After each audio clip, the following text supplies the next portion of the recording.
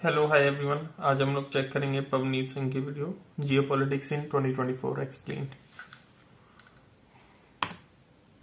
2024 में जियोपॉलिटिकली क्या क्या इवेंट्स देखने की पॉसिबिलिटी हमें मिल सकती है। आज के इस वीडियो में हम इन्हीं चीज़ों के ऊपर चर्चा करेंगे। एक पूरे वर्ल्ड की ओवरव्यू लेते हैं। वर्ल्ड आज की डेट में तीन बड़े पावर्स का एक कंपटीशन 2024 में देखेगा। सबसे पहला कंपटीशन जो है वो चाइना और यूएस के बीच में होगा। दूसरा कंपटीशन जो है वो रशिया चाइना वर्सेस यूएस के बीच में होगा। और तीसरा कंपटीशन जो है वो यूरोप वर्सेस यूएस के बीच में होगा। इसमें इंडिया कहाँ आएगा, इंडिया का क्या रोल रहेगा, उसके बारे में इंडिया के कॉन्टेक्स्ट में हम सेपरेटली चर्चा करेंगे। अगर हम बात करते हैं सबसे पहले कि भाई रशिया और यूएस का कंपटीशन की, तो देखिए रशिया और यूएस कोल्ड वॉर से, शीत युद्ध से इस कंपटीशन में हमेशा से ही एक्टिव प्लेयर्स रहे हैं। रशिया और यूएस का कंपटीशन शीत युद्ध खत्म होने के बाद भी खत्म नहीं हुआ, वो आज तक कंटिन्यूसली चलता हुआ आ रहा है। उसमें एक फेज ऑफ डिक्लाइन आया था। आज यूएसए इस परिस्थिति में आ चुका है कि वो उस लेवल की सुपीरियोरिटी नहीं बना पा रहा जो उसने एक समय पे शीत युद्ध के दौरान बनाई थी। उसके क्या कारण है? सबसे पहला कारण ये है कि शीत युद्ध कोल्ड वॉर के दौरान यूएसए ने अपनी पूरी की पूरी इकोनॉमी इस प्रकार से डेवलप की थी पिछले एक सेंचुरी में कि उस इकोनॉमिक डेवलपमेंट के फ्रूट्स उसको कोल्ड वॉर में मिले। कोल्ड वॉर का ख़त्म होते ही क्या हुआ कि भाई जब सोवियत यूनियन का कोलैप्स हुआ, तो सोवियत यूनियन के कोलैप्स के बाद उस समय जो ग्लोबल परिस्थिति थी उसमें यूएसए एक सोल सुपर पावर बना। लेकिन यूएसए में सबसे बड़ी मूर्खता ये थी कि उस सोल सुपर पावर के स्टेटस को मेंटेन करने के लिए उसने अपने आप को इकोनॉमिकली पावरफुल नहीं बनाया, अपने आप को उसने मिलिट्रीली पावरफुल बना के मिलिट्री दबदबा दिखाने की कोशिश करी। कोल्ड वॉर खत्म हुआ 1990 के दशक में। इसके बाद सबसे पहले अमेरिका ने जो काम करा वो ये किया कि उसने वेस्ट एशिया में इराक से एक झगड़ा मोल लिया। कुवैत को लेके जो झगड़ा हुआ इराक और कुवैत की वजह से, उस झगड़े के दौरान अमेरिका का मिलिट्रीली बहुत पैसा खर्च हुआ। जैसे ही वो पैसा खर्च होना ख़त्म हो रहा था कि उसके लिए नई मुसीबत बन गई 1996 में, 1996 में तालिबान की। जब तालिबान पावर में अमेरिका के खिलाफ सपोर्ट करते हुए आई, तो वो सपोर्ट पीरियड उस समय ऐसा था कि अमेरिका का इंटरेस्ट फिर से जो है अफगानिस्तान साउथ एशिया की ओर आने लगा। और जैसे ही अमेरिका का इंटरेस्ट साउथ एशिया और अफगानिस्तान की ओर आने लगा, उसी दौरान 1998 1998 में जब इंडिया ने और पाकिस्तान ने अपना न्यूक्लियर टेस्ट करा, तो उसके बाद अमेरिका के लिए एक नया समस्या ये शुरू हो गया कि भाई अब ये न्यूक्लियराइजेशन ऑफ सब कॉन्टिनेंट जो हुआ है साउथ एशिया का, इसके कॉन्सिक्वेंसेस को कैसे टैकल करना है। उस प्रोसेस में अमेरिका के अगले 2 साल निकल गए। आप ध्यान से समझिए, 1990 से लेके 2000 तक 10 साल के पीरियड में जब सोवियत यूनियन खत्म हो चुका था और रशिया राइज कर रहा था, उस समय अमेरिका फोकस ये कर सकता था कि चुपचाप बैठ के ग्लोबलाइजेशन को अग्रेसिवली प्रमोट करता और अपने इकोनॉमिक इंटरेस्ट पूरे विश्व स्तर पर डीपन करता। पर उसने अपना समय बर्बाद किया। एक फालतू फ्यूटाइल इराक कुवैत की लड़ाई लड़ी, वो ख़त्म होते ही तालिबान पे अपनी एनर्जी बर्बाद करी। उसके बाद अपना समय ख़राब करा इंडिया जैसे देश को आइसोलेट करने के लिए कह के कि भाई हम आपको सैंक्शन लगा देंगे, ये कर देंगे। 1998 में हमने जब न्यूक्लियर टेस्ट किया था, आप सोचिए कि अमेरिका हमें थ्रेटन कर रहा है कि हम आपको सैंक्शन लगा देंगे, और 2 साल के बाद भिखारी जैसा अमेरिका देश, उसका राष्ट्रपति जो है बिल क्लिंटन इंडिया में आके हमारे साथ ट्रेड डील साइन करके बोल रहा है कि चलो इकोनॉमिक अपॉर्चुनिटी एक्सप्लोर करते हैं। भाई दोगलेपन की भी कोई लिमिट होती है। आपका खुद का तो कोई मॉरल स्टैंड है नहीं चलिए वर्ल्ड में, लेकिन उसके बावजूद भी 2 साल पहले जिस देश को आप सैंक्शन आउट करना चाहते थे, अब आप उसको अपना एलाई बनाना चाह रहे हैं। तो अमेरिका ने ये जो 10 साल बर्बाद किए, इस 10 साल के पीरियड में व्लादिमीर पुतिन रशिया में इमर्ज हुआ।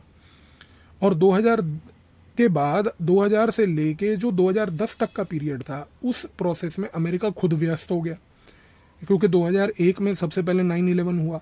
9/11 के बाद 2001 में अमेरिका ने अफगानिस्तान को इन्वेड किया। 2003 में उसने इराक को इन्वेड किया।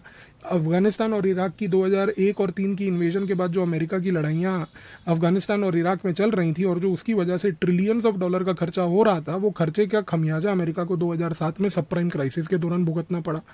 तो 2010 तक तो अमेरिका की इकोनॉमी इस हद तक आ चुकी थी कि कोलैप्सिंग वर्ज पे थी। अब आप ध्यान से फिर देखिए कि 1990 से लेके 2000 का दशक जिसमें अमेरिका ने समय बर्बाद किया, 2000 से लेके 2010 तक का समय जिसमें अमेरिका लड़ाइयाँ लड़ता रहा और इकोनॉमी उस प्रोसेस में निपट गई। इस पूरे गेम प्लान के दौरान आप देखिए कि रशिया 20 सालों में राइज करके वापस से अमेरिका को टक्कर देने की परिस्थिति में आ गया। 2010 तक जब अमेरिका की परिस्थिति खराब हुई आर्थिक तौर पर, तो उस समय ये हुआ कि चाइना का भी एक रिसर्जेंस हो चुका था। चाइना एक तरीके से पीसफुली राइज कर रहा था, और चाइना का वो खुद का डॉक्ट्राइन, जिसको वो वैसे तो पीसफुल राइज डॉक्ट्राइन कहता है, पर उसमें कुछ पीसफुल राइज नहीं था, पर वो राइज कर रहा था और अमेरिका को टक्कर दे रहा था। अब ये हुआ कि 2010 में चाइना एक न्यू लॉन्च पैड बन चुका था। ये जो नया लॉन्च पैड बना, इस लॉन्च पैड ने आप देखिए कि क्या किया। इसने अमेरिका को सबसे पहले टक्कर दी, और जैसे जैसे इसने अमेरिका को टक्कर दी, 2012-13 तक जो विश्व स्तर पर स्थिति अनफोल्ड होती गई वो ये हुई कि 2012-13 तक चाइना और रशिया के बीच में भी कन्वर्जेंस होना शुरू हुआ, क्योंकि चाइना को ये लगने लगा कि भाई मुझे अगर अमेरिका को टक्कर देनी है तो मेरे को उसके लिए अपने कदम यूरोप में रखने जरूरी हैं, और अगर यूरोप में अपने कदम रखने जरूरी हैं तो उसके लिए मुझे सबसे पहले रशिया की ज़रूरत पड़ेगी, क्योंकि रशिया यूरोप के ऊपर एक उसका सरताज बन के सर बन के बैठा है। तो रशिया के साथ रिलेशन इंप्रूव करके चाइना ने अपनी एंट्री 2012-13 में यूरोप में करनी शुरू करी। 2014 में चाइना ने अपना बेल्ट एंड रोड इनिशिएटिव चालू करा, और इस बेल्ट एंड रोड इनिशिएटिव के तहत उसने यूरोपियन मार्केट्स को जाके अपना BRI का प्रोजेक्ट बेचना चालू किया। इस पूरे प्रोसेस में 25 साल 1990 से लेकर 2014-15 तक अमेरिका की इकोनॉमी परसिस्टेंटली डिक्लाइन करती जा रही थी। और अब आप ध्यान दीजिए कि जैसे जैसे अमेरिका की इकोनॉमी डिक्लाइन करेगी, अमेरिका का उतना ही दबदबा घटेगा। और इसी प्रोसेस के दौरान भारत की इकोनॉमी भी राइज कर रही थी, क्योंकि जब भारत ने ग्लोबलाइजेशन की ओर अपना टर्न लिया 1990 में, तो 2000-2005 से हमें भी ग्रोथ देखने को मिली। और 2000-2005 से जब हमने अग्रेसिवली ग्रो करना चालू किया, तो हमारा उस समय एक कंट्रीब्यूशन ऐसा था कि भाई हम लोग भी राइज कर रहे थे। इस परिस्थिति में अमेरिका का एक परपेचुअल डिक्लाइन, रशिया का एक रिसर्जेंस, और रशिया और चाइना का साथ आना, और उस प्रोसेस में इंडिया एक इमर्जिंग इकोनॉमी बनना, ये जो जियोपॉलिटिकल चेंजेस हो रहे थे विश्व स्तर पर। अब आप इस चीज़ में एक चीज़ ध्यान से ऑब्जर्व कीजिए कि यहाँ पर अमेरिका को समझने लगा कि भैया अगर मेरा आर्थिक तौर पे इंटरेस्ट घटेगा तो मेरा विश्व स्तर पर दबदबा घटेगा। और अमेरिका का दबदबा सबसे पहले घटना कहाँ से चालू हुआ? यूरोप से, क्योंकि यूरोप में 2014 में जब बेल्ट एंड रोड इनिशिएटिव आया तो उसकी मेंबरशिप ओपन करी चाइना ने यूरोपियन लोगों को लेके। तो यूरोपियन लोग जो थे उस समय चाइना के BRI के ऑर्बिट में जाने लगे, क्योंकि अमेरिका का इन्फ्लुएंस घट रहा था। और जैसे जैसे BRI को चाइना आगे बढ़ाता रहा, उसी समय वो यूरोप से धीरे धीरे होता हुआ सेंट्रल एशिया तक आया। सेंट्रल एशिया में उसने आगे BRI को बहुत अग्रेसिवली प्रमोट किया, वहाँ के लोगों को अपने वश में किया। और उसके बाद चाइना ने एंट्री मारी वेस्ट एशिया में। आज की डेट में अगर हम देखें तो चाइना वेस्ट एशिया के अंदर एक बहुत बड़ा डोमिनेंट प्लेयर बन के बैठा हुआ है। वेस्ट एशिया में अमेरिका का जब दबदबा घट रहा था, तो उसी समय अमेरिका के ऊपर वेस्ट एशिया की तरफ से एक और आंच आई। वेस्ट एशिया हिस्टोरिकली जो है अमेरिका को तेल बेचता हुआ आया है। आज की डेट में विश्व स्तर पर जब हम क्लाइमेट चेंज की बात करते हैं तो तेल के ऑल्टरनेटिव ढूंढे जा रहे हैं, और अमेरिका आज की डेट में सबसे पहले विश्व स्तर पर खड़े होकर ये बोलता है कि हमें क्लीन एनर्जी का प्रयोग करना है। अब क्लीन एनर्जी का प्रयोग करने के लिए अमेरिका खुद तो अपना शेल गैस रेवोल्यूशन कर रहा है। जैसे ही उसने शेल गैस को एक्सप्लोर करना चालू करा, उस कॉन्टेक्स्ट में क्या हुआ, उसने अपने तेल के इंपोर्ट मिडल ईस्ट से कम कर दिए। अब मिडल ईस्ट के जो लोग थे या वेस्ट एशिया वाले जो लोग थे, उनको अपना तेल बेचना था। अब वो तेल किसको बेचेंगे? अगर अमेरिका नहीं खरीदेगा, और अमेरिका जो है अगर मान लीजिए कि भाई अपना शेल गैस एक्सप्लोर करेगा, तो जाहिर सी बात है कि उसका तेल अब इंडिया और चाइना खरीदेंगे, और इंडिया और चाइना में से चाइना ज़्यादा खरीदेगा क्योंकि हमसे बड़ी इकोनॉमी है। तो चाइना का दबदबा मिडल ईस्ट में और बढ़ने लगा, और यहाँ से US अपना धीरे धीरे रिसीड करने लगा। तो आप ध्यान से ऑब्जर्व करते जाइए जो पैटर्न बन रहा है। पैटर्न ये बनता जा रहा है कि US का दबदबा यूरोप से घटा, यूरोप से घट के सेंट्रल एशिया में जो कभी था ही नहीं वहाँ से वाइप आउट हुआ, और वहाँ से घटते घटते वेस्ट एशिया तक आया। और वेस्ट एशिया से जब उसका दबदबा घटा, तो अमेरिका को ये चीज़ अब रियलाइज़ हो गई कि भैया अगर हमारा दबदबा इस प्रकार से घटेगा तो फिर हमारी कौन सुनेगा। अच्छा, अमेरिका का दबदबा जब वेस्ट एशिया से घटा, तो वेस्ट एशिया के एकदम जोग्राफिकली नीचे जो इलाका है वो है अफ्रीका का। अब अफ्रीका में चंद कंट्रियों में अमेरिका का दबदबा था, लेकिन वो कंट्रियां जहां पर अमेरिका का दबदबा था अफ्रीका में भी, वो वेस्ट अफ्रीका की थी। और वेस्ट अफ्रीका के देशों के बारे में एक चीज़ जरूर याद रखिएगा कि वो सारे ऑयल वाले देश थे, और वेस्ट अफ्रीका के वो सारे देश जो अटलांटिक ओशन में ऑयल प्रोड्यूसिंग देश थे, वो वहाँ से अमेरिका ऑयल लेके सीधा अमेरिका ले आता था अटलांटिक के उस पार। अब अमेरिका का मैंने आपको बताया कि उसने ऑयल ट्रेड भी कम कर दिया। अब जब उसने ऑयल ट्रेड कम करा तो जाहिर सी बात है अगर वेस्ट एशिया उसके लिए रेलेवेंट नहीं है तो उसके लिए वेस्ट अफ्रीका कैसे रेलेवेंट होगा, तो वेस्ट अफ्रीका से भी उसके रिश्ते घटे। इस कॉन्टेक्स्ट में जब चाइना फोकस कर रहा था बेल्ट एंड रोड इनिशिएटिव को लेके यूरोप में, जब चाइना फोकस कर रहा था बेल्ट एंड रोड इनिशिएटिव को लेके, ट्रेड को लेके साउथ ईस्ट एशिया में, इस समय रशिया ने एक जंप मारा। और वो जंप कैसे मारा कि रशिया ने सबसे पहले इजराइल पकड़ा। इजराइल में उसने ये देखा कि भाई इजराइल एक ऐसा देश है जहां पर अगर अमेरिका का इन्फ्लुएंस मिडल ईस्ट में घटेगा तो उसका सबसे ज़्यादा खमियाजा इजराइल को भुगतना पड़ेगा। और पिछले लगभग 5 से 7 सालों में रशिया की एक मुहिम चली और इस हिडन मुहिम के तहत रशियन टूरिस्ट जो हैं वो भारी मात्रा में इजराइल आए। और इसके बाद जो रशियन ज्यूज़ हैं, यहूदी रशियन जो हैं, वो रूसी यहूदी जो लोग हैं, वो ग्रेजुअली आकर वापस जो है इजराइल में सेटल होने लगे। इससे रशिया और इजराइल के बीच में एक डिप्लोमेटिक डोर ओपन हुआ। और आज की डेट में इजराइल ये बात जानता है कि कल को मान लीजिए, आज नहीं पर कल को मान लीजिए अगर अमेरिका हमको डंप करता है तो हमें कोई बहुत बड़ी शक्ति की आवश्यकता नहीं है। हम अपना रिलेशन उस समय सुन्नी मुसलमानों के साथ, इसीलिए अब आप समझ रहे हैं कि आज की डेट में इजराइल जो है मोहम्मद बिन सलमान से लेकर अल मखतूम, यूनाइटेड अरब एमिरेट्स और सऊदी अरेबिया से क्यों बात कर रहा है। वो उन कंट्रियों से बात कर रहा है जो वो कंट्रियां थी जो हमेशा से आज तक पैसा लगाती आई थी इजराइल को निपटाने के लिए। तो चीज़ को समझिए कि जैसे जैसे अमेरिका का इन्फ्लुएंस घटेगा, इजराइल आज की डेट में फ्यूचरिस्टिकली ये सोच रहा है कि कल को अमेरिका मान लीजिए हमको बिल्कुल डंप कर देता है। संभावना बहुत कम है, लेकिन मान लीजिए अगर ऐसा होता है, क्योंकि अमेरिका के साथ जीवन में कुछ भी हो सकता है, लेकिन अगर मान लीजिए उसने डंप किया, इसका खमियाजा इजराइल को भुगतने के लिए ऐसी परिस्थिति में ना आए कि अमेरिका छोड़ के चला जाए, तो उसने अपना रिश्ता सुन्नियों के साथ इंप्रूव कर लिया है, उसने अपना रिश्ता रूस के साथ इंप्रूव कर लिया। उसके रिश्ते भारत के साथ तो पहले दिन से मजबूत थे। तो आज की डेट में इजराइल के पास 3 बड़े बफर हैं, उसको घबराने की आवश्यकता नहीं है। वेस्ट अफ्रीका में मैंने आपको बताया कि अमेरिका का दबदबा घटा, क्योंकि अमेरिका ने वेस्ट अफ्रीका से तेल लेना बंद करा। जैसे ही उसने अमेरिका से तेल लेना बंद करा, अब क्या हुआ, इस इलाके में एक पावर वैक्यूम था। अब इस पावर वैक्यूम को कोई ऑक्यूपाई करने नहीं आ रहा था। यहाँ पर रूस ने अपना वैगनर ग्रुप बना के मर्सनरीज को भेजा और उसने पूरे अफ्रीका में वो सारी स्ट्रेटेजिक स्पेस ऑक्यूपाई करने की कोशिश करी जो एक टाइम पे अमेरिका की हुआ करती थी। सबसे बड़ी बात देखिए, भारत के और अफ्रीका के रिश्ते हमेशा से मजबूत रहे हैं। भारत और अफ्रीका के रिश्तों के बीच में पिछले 70 साल का इतिहास है कि हम दोनों एज अ कॉन्टिनेंट, अफ्रीका और इंडिया, एक दूसरे के साथ ऐतिहासिक तौर पर जुड़े रहे। तो रशिया को आज की डेट में अफ्रीका में एंट्री दिलवाने के लिए भारत सबसे आगे है, क्योंकि भारत को ये लगता है कि भाई रशिया जैसे प्लेयर की अगर बैकिंग मिल जाए तो हमारे लिए अफ्रीका में कोई भी प्रोजेक्ट नामुमकिन नहीं होगा। और हमारे को अफ्रीका में पावर का गेम नहीं खेलना है, हमें अफ्रीका में उसकी डेवलपमेंट करनी है। उस डेवलपमेंट में अगर एक सिक्योरिटी लेवल पे रशिया आके वहाँ पर बैकिंग दे दे तो उसमें हमें कोई प्रॉब्लम नहीं है। तो ये एक गेम वहाँ पर नया चल रहा है। अमेरिका का इन्फ्लुएंस यूरोप से घटा, अमेरिका का इन्फ्लुएंस अफ्रीका से घटा, अमेरिका का इन्फ्लुएंस वेस्ट एशिया से घटा। इस कॉन्टेक्स्ट में अमेरिका को जब ये चीज़ की रियलाइजेशन हुई कि भैया हमारा इन्फ्लुएंस तो विश्व के 3 बड़े इलाकों से घट गया है, जिसमें से एक जगह पर चाइना और रूस इकट्ठे होकर यूरोप में आ गए हैं, दूसरे इलाके में रूस हल्का लेकिन चाइना ज़्यादा आ गया है वेस्ट एशिया, और तीसरा जहां पर चाइना इंटरेस्टेड बहुत ज़्यादा नहीं है क्योंकि उसको सिर्फ वहां से रिसोर्स चाहिए, लेकिन अमेरिका की स्ट्रैटेजिक स्पेस को ऑक्यूपाई करने के लिए दूसरा प्लेयर आ गया है अफ्रीका में रशिया। तब जाके अमेरिका की आंखें खोली।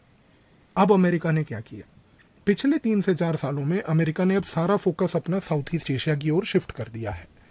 अब इस साउथ ईस्ट एशिया की ओर जब अमेरिका ने अपना फोकस शिफ्ट किया तो यहाँ पर क्या हो रहा है, अब अमेरिका को ये बात मालूम है कि आर्थिक तौर पर मैं कोई बहुत बड़ा अलायंस तो बना नहीं सकता, पैसा नहीं है भैया, तो क्या करेंगे। अब उसने छोटे छोटे ग्रुपिंग बनाने चालू किए हैं।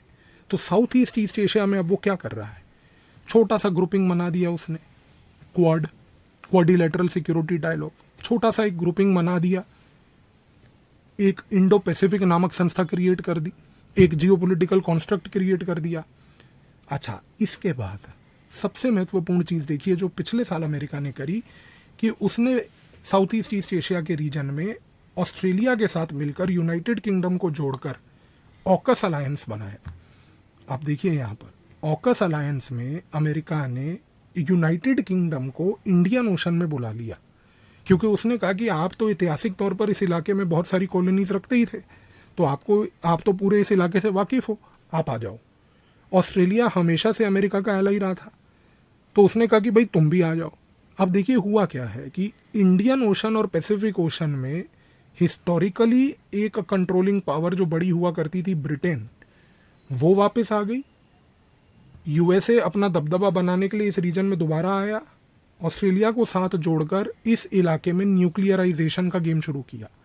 अब जब ऑस्ट्रेलिया के साथ, यूनाइटेड किंगडम के साथ अमेरिका मिलकर ऑकस बनाकर न्यूक्लियर सबमरीन लाने की कोशिश कर रहा है, तो इस कॉन्टेक्स्ट में टारगेट किसको किया जा रहा है? चाइना को। अब टारगेट अगर चाइना को किया जा रहा है तो अब आपको समझेंगे कि 1 महीना पहले चाइना ने क्या बोला कि लॉपनूर में, जिनजियांग में हम अपने न्यूक्लियर वेपन की टेस्टिंग दोबारा करेंगे। भाई देखिए, अगर चाइना के आसपास न्यूक्लियर सबमरीन घूमेंगी साउथ चाइना सी से लेके पैसिफिक ओशन में, तो चाइना तो कोई ऐसा है कि बैटरी वाली सबमरीन जो है वो तो नहीं घुमाएगा वहां पर कि भाई चाबी से लगाई गुर्र गरारी चल के घूम रही है, तो वो भी न्यूक्लियर सबमरीन बनाएगा। होने क्या जा रहा है 2024-25 में, अब आप ध्यान दीजिए। सबसे पहले तो साउथ ईस्ट एशिया में एक न्यूक्लियर आर्म्स रेस होगी। ये न्यूक्लियर आर्म्स रेस होगी ऑकस वर्सेस चाइना के बीच। दूसरा, ऑकस में अमेरिका ने अपने ऐतिहासिक तौर से पुराने एलाई फ्रांस को नहीं लिया है। फ्रांस इस चीज से खफा है। फ्रांस आज की डेट में इंडियन ओशन, पैसिफिक ओशन में वापस आना चाहता है, क्योंकि भूलिएगा मत, अमेरिका का आर्ग्यूमेंट था कि भाई ब्रिटेन एक कॉलोनियल पावर था जो इंडियन ओशन से पैसिफिक ओशन में प्रेजेंट था, पर ब्रिटेन अकेला नहीं, फ्रांस भी था। अब आपने फ्रांस को तो मौका नहीं दिया, तो फ्रांस आज की डेट में इंडिया के ऊपर भरोसा रख के इंडिया के साथ मिलके इंडियन ओशन में आना चाहता है। और देखिए, इसी रीजन से 26 जनवरी को भारत ने फ्रांस के राष्ट्रपति को बुलावा दिया है। अब गेम को समझिए, गेम बड़ी सिंपल है। अगर अमेरिका यूनाइटेड किंगडम के साथ, ऑस्ट्रेलिया के साथ मिलके चाइना को एक न्यूक्लियर आर्म्स रेस में बिजी कर देगा और साथ ही में एक इंडो पैसिफिक और क्वाड्रिलैटरल जैसे संगठन को बनाकर इंडिया को वहां पर थोड़ा बहुत बिठा लेगा, तो इस कॉन्टेक्स्ट में इंडिया आज की डेट में फ्रांस को और रशिया को इनविटेशन देके अमेरिका के ऊपर चेक रखेगी कि इंडिया फ्रांस और रशिया को बोलेगी कि आप आइए इंडियन ओशन में हमारे साथ एंगेज कीजिए, हमारे साथ एंगेज करके आप अमेरिका के इस गेम प्लान के ऊपर नजर रखिए। तो यहां पर अब एक पूरा जियोपॉलिटिकल कॉन्टेस्ट होगा कि अमेरिका चाहेगी कि फ्रांस और रशिया इंडियन ओशन में ना आए, इंडिया चाहेगा कि फ्रांस और रशिया ज्यादा इंडियन ओशन में आए, जिसकी वजह से अमेरिका के और यूनाइटेड किंगडम और ऑस्ट्रेलिया के इस nuclear submarine game plan AUKUS का, जो चाइना को चेक करने के लिए बना है, उसके ऊपर नजर रखी जाए। अब चीज को समझिए। तीसरी चीज, अगर इंडिया आज की डेट में रूस को और फ्रांस को बोलती है कि आप इंडियन ओशन में आइए और इंडियन ओशन और पैसिफिक ओशन में अमेरिका के ऊपर नजर रखिए, तो इससे सबसे ज्यादा खुश कौन होगा? चाइना। अब आप समझ रहे हैं कि चाइना ने आज से 1-2 हफ्ते पहले भारत के प्रधानमंत्री के खिलाफ, जो हमेशा से वो बोलता रहता था, बड़ी तारीफें उसने करी। वो तारीफें क्यों हुई? वो तारीफों का टाइमिंग नोट कीजिएगा। वो तारीफों का टाइमिंग अगले दिन था, जिससे 1 दिन पहले भारत ने कंफर्म किया था कि फ्रांस के राष्ट्रपति इंडिया आ रहे हैं और इंडो पैसिफिक पे चर्चा होगी। चाइना को ये चीज समझ आ गई। चाइना ने बोला कि भैया अगर इंडो पैसिफिक पे चर्चा होगी तो इंडो पैसिफिक में तो भैया यूएसए बैठा है। अगर वो न्यूक्लियर गेम खेल रहा है तो इस न्यूक्लियर गेम को चेक करने के लिए अगर इंडिया मान लीजिए रशिया और फ्रांस को लेके आ रहा है तो ये तो मेरे लिए अच्छा है। और जब इंडिया ने रशिया को इन्विटेशन दिया था तो याद करिए पिछले महीने रूस के राष्ट्रपति व्लादिमीर पुतिन ने भी मोदी की तारीफ की। तो आज की डेट में गेम प्लान समझ लीजिए कि यहां पर ये जियोपॉलिटिकल कॉन्टेस्ट इंडो पैसिफिक में चलेगा। इंडिया कभी नहीं चाहेगी, अगर हम अपना स्टैंड देखें, कि ये जो पूरा इंडो पैसिफिक रीजन है ये किसी एक शक्ति के पास रहे। हम चाहते हैं कि ये डेमोक्रेटिक रहे, इसमें सब लोग रहें। हाँ, हम चाहते हैं कि इसमें चाइना भी रहे, लेकिन हमारा चाइना को लेके कंडीशन है कि अगर आप रहें तो आप रूल बेस्ड ऑर्डर को फॉलो करें। यानी कि जो ओशन को लेके गवर्नेंस के रूल्स हैं, सी लेन्स ऑफ कम्युनिकेशन में ट्रेड करने के रूल्स हैं, उनको फॉलो कीजिए। अदरवाइज हमें आपसे कोई आपत्ति नहीं। दूसरा, वेस्ट एशिया में आने वाले 2024 में आप देखेंगे सुन्नी मुसलमान यहूदी, इनके रिश्ते ग्रेजुअली और क्लोज होंगे।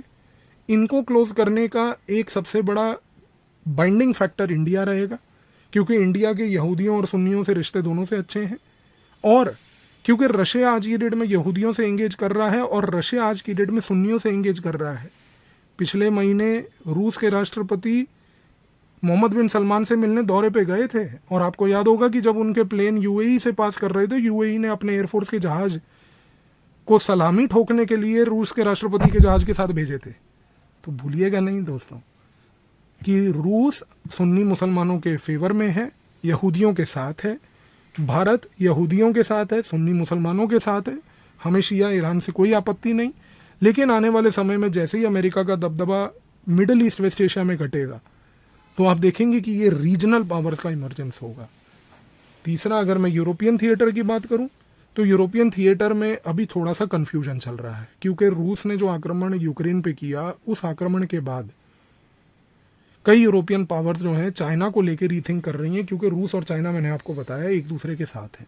तो इस केस में एक ऐसी परिस्थिति हो सकती है, आने वाले समय में ऐसी परिस्थिति हो सकती है कि यूरोपियन प्लेयर्स इस पूरा साल एक कन्फ्यूजन की परिस्थिति में रहें, क्योंकि अमेरिका यूरोप में अग्रेसिवली प्लेयर बन के नहीं आ पाएगा। अमेरिका आज की डेट में अपना दबदबा दोबारा नहीं बना पाएगा। रूस कोशिश ज़रूर करेगा कि भाई यूक्रेन के साथ युद्ध खत्म हो जाए, क्योंकि यूक्रेन से युद्ध खत्म होगा तो यूरोपियंस को एक स्पेस मिलेगी, जो 2024 में देखेंगे हम कि यूरोपियंस जो हैं वो बैठ के सोचेंगे कि हमें क्या करना है। लेकिन ये मत भूलिएगा कि यूरोपियंस को आज भी पता है कि उनके लिए अगर कोई फ्यूचर है तो वो अमेरिका नहीं है, वो एशिया है। और क्योंकि यूरोपियन ज़्यादातर डेमोक्रेसीज हैं, तो वो जाहिर सी बात है कि भारत से इंगेज करेंगी। और यूरोप के दो बड़े देश में, जिनमें से एक यूके है और एक फ्रांस है, इनमें से अगर यूके यूएसए का एजेंडा चलाएगा और फ्रांस अगर इंडिया के साथ एंगेज करेगा, तो फ्रांस कल को यूरोप का लीडर बन सकता है कि यूरोप के बाकी शक्तियों को वो इंडिया की ओर लेके आए। तो इस चीज़ को आप ध्यान रखिएगा। तो ये चीज़ हमारे को 2024 में देखने को मिल सकती है। और जहाँ तक अब हम अटलांटिक के उस पार की बात करें, तो अमेरिका का एक चीज़ तय है, अमेरिका का इंटरनल केओस बढ़ेगा, अमेरिका में डिस्कॉर्ड बढ़ेगा, अमेरिका की आर्थिक स्थिति में कोई बदलाव नहीं आएगा। अमेरिका इस प्रोसेस में इम्पेशेंट होगा, और क्योंकि अमेरिका इस प्रोसेस में इम्पेशेंट होगा, तो इम्पेशेंट अमेरिका विश्व स्तर की स्टेबिलिटी के लिए डेंजरस है, क्योंकि इम्पेशेंट अमेरिका घर नहीं बैठेगा। तो हो सकता है कि अमेरिका लेड, अमेरिका स्पॉन्सर्ड कुछ छोटी मोटी लड़ाई कहीं हो जाए। अभी ये जो हूती रिबल्स वाला अटैक जो रेड सी वाले इलाके में हुआ है, ये एक इन्विटेशन पॉइंट है, एक इन्फ्लेक्शन पॉइंट भी बन सकता है कि हो सकता है कि अमेरिका कल को मिडल ईस्ट में वापस आके दबदबा बनाने लग जाए। पर अब अमेरिका अगर किसी भी इलाके में जाएगा तो वो एक लड़ाकू थॉट प्रोसेस से जाएगा। तो ये जियोपॉलिटिकल चैलेंजेस 2024 में हमारे सामने हैं। तो आई होप आपको एक ग्लोबल लेवल की पिक्चर इस वीडियो के बाद क्लियर हो गई होगी।